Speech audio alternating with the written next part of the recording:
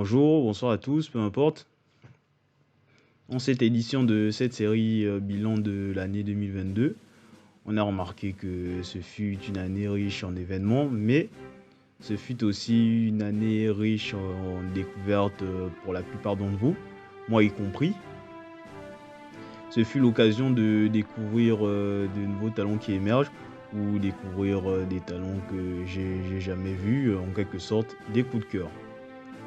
Et du coup, je vais faire un top 5 des découvertes de l'année 2022. Exceptionnellement, il n'y aura pas de mention honorable, ça sera 5 points. Déjà, bon, ils méritent tous leur place. Et à un moment, il fallait bien faire un choix. Et évidemment qu'il y aura des oublis parce que, bon, si je devais ressortir des mentions honorables, la vidéo devrait durer 1 heure. Donc bon, il n'y a pas forcément de place pour tout le monde. Mais ceux qui vont composer cette liste, ils sont très clairement légitimes pour cette place. Sur ce, c'est parti. Numéro 5, Charlie Dempsey. Ayant débuté à NXT UK fin 2021, je l'ai découvert dans un match random qu'il a perdu de souvenir contre je ne sais plus qui, mais j'aimais bien son style. L'introduction du fils de Regal dans le clan de Di Famiglia de Teoman fut une bonne idée, où il est présenté comme le mec brutal du groupe. Il me fait d'ailleurs penser dans une moindre mesure à Timothy Thatcher, plus le style et l'attitude. Charlie Dempsey a également fait des matchs solides pour le peu que j'ai vu à NXT UK contre Akid par exemple, match que je vous recommande, et a montré, et au vu de son transfert à NXT, il a montré qu'il pouvait entrer dans un domaine plus fun à travers ses segments avec la Chase University. Et il s'en est suivi des matchs corrects dans la branche jaune et or et blanche.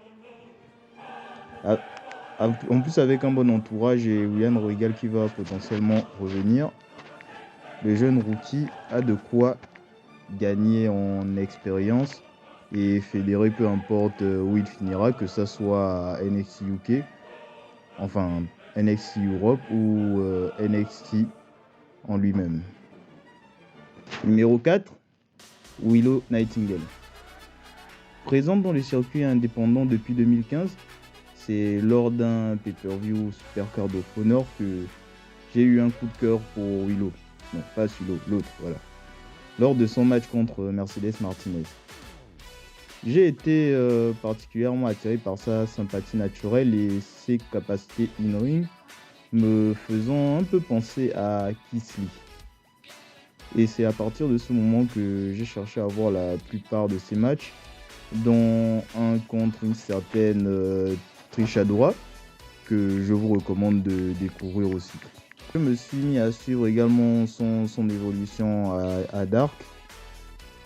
Donc j'ai vu la plupart de ses matchs à AEW où elle a enfin eu un contrat. Maintenant, j'espère que la jeune catcheuse de 28 ans aura une bonne place dans une division féminine hasardeuse et qu'on diminue son nom déjà, voilà, hein, s'il vous plaît. Mais aussi, et là, c'est un cri de cœur, booker Willow contre Jade Cargill 3, bon sens, ta Thunder n'est plus dispo. Que ça soit elle qui soit l'élu pour la détrôner, qu'est-ce qu'on attend? Numéro 3, Roxanne Perez. Elle a débuté l'année en tant que première ROH Women's Champion qui s'est terminé à Impact dans un match riche en émotions contre Deonna Purrazzo. Match où je l'ai découvert. À ce moment, je voulais que Roxy, c'est pas un nom ça, Roxanne Perez signe à la WWE, ce qui a été fait plus tard.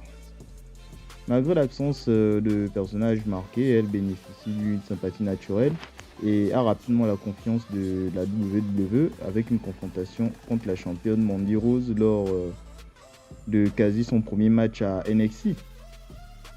Selon moi, tout son parcours fut la suivante: gagnant du premier Breakout Tournament féminin, championne Tag Team NXT s'en est suivi par une trahison de l'autre nulard de la Cora Jade, menant à un match que j'ai trouvé assez décevant à NXT Halloween Havoc en ce qui me concerne. Et enfin, pour terminer l'année, elle finit gagnante du premier Iron Survivor Challenge homme-femme confondu. Comme quoi, à quel point la WWE lui fait confiance. Roxanne est promise à un bel avenir et a une bonne chance d'être la star de demain. Et pour l'heure actuelle, mettra fin au règne de Mandy Rose en 2023 pour avoir un super règne de babyface, on espère. To do something right here in this situation. Perez, look at the torque on the shoulder. Able to through. Beautiful. Down. So close. Not enough as Rose let go. Oh, kissed by the Rose for day number 414. Perez can't even get to her feet, and we see Rose Looking for the three-leg tunnel right here. looking to end it with a little exclamation point. Perez trying to counter inside cradle. It's on cradle. And dang. And now Perez connects into the midsection. Looking for Pop blocks. Pop blocks. Roxanne wins. Perez has realized the dream of a lifetime. Here is your winner. NXT Women's Champion, Roxanne Perez.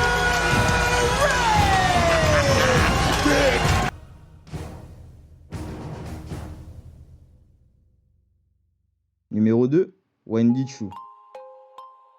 Après un passage peu mémorable à la Ring of Honor et une carrière dans l'indépendant avec une réputation de mauvaise catcheuse, elle a réussi à fermer les bouches lors du Mae Young Classic en 2018 en offrant un super match contre celle qui sera par la suite sa future protégée, Xia Li.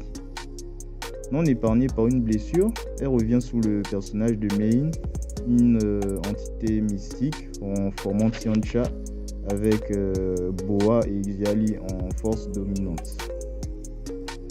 Et comme WWE a constaté les limites du clan, elle est repackagée en Wendy Choo, un personnage soft, toujours en pyjama et assez lazy de prime abord. Mais ça serait quand même mal connaître cette boule d'énergie une fois sur le ring, et qui m'a vraiment surpris et diverti pendant toute l'année. Un perso tellement fort dans la division NXT qu'elle a eu une opportunité au titre féminin contre Mandy Rose pour terminer la fin de l'été avec un très bon light-out match contre Tiffany Stratton. Ce perso atypique fut excellent, meilleur qu'Orange Cassidy d'ailleurs, elle l'éteint, et je la verrai faire un tout aussi bon parcours en 2023 et puis qui sait, un passage en main roster bien mérité. Numéro 1, Wheeler Yuta. Ayant découvert un show dark random sans particulièrement attirer mon attention, encore moins lorsqu'il était en chair à canon dans les Best Friends. Au moment où j'ai commencé à être intrigué par l'ancien disciple d'Orange Cassidy, c'est lorsqu'il a commencé un programme avec le Blackpool Combat Club. Et contrairement à la majorité qui l'a validé lors d'un match à Rampage contre Jon Moxley, le sang, voilà. De mon côté, j'ai commencé à l'apprécier à partir de son match contre Josh Woods à Supercard of Honor, où il remporte le championnat pur, et surtout dans un de ses matchs contre Bryan Danielson, où il est le plus ressorti, selon moi, dans une période où je ne ressens plus l'aura qu'avait Bryan à son arrivée à AEW. Certes, il a le charisme d'une bouteille vide. Certes, il a un micro aussi chiant qu'Aramor. Mais je vois en lui un talent qui ne demande qu'à apprendre dans un groupe bienveillant et prêt à l'aider. Et s'il n'explose pas en 2023, je reste optimiste quant à son futur.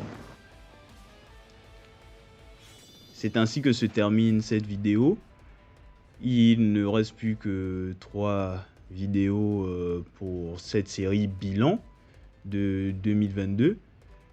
Ainsi, je vous invite à commenter en proposant votre propre top des catcheurs, catcheuses, ou voire même équipes que vous avez pu découvrir cette année.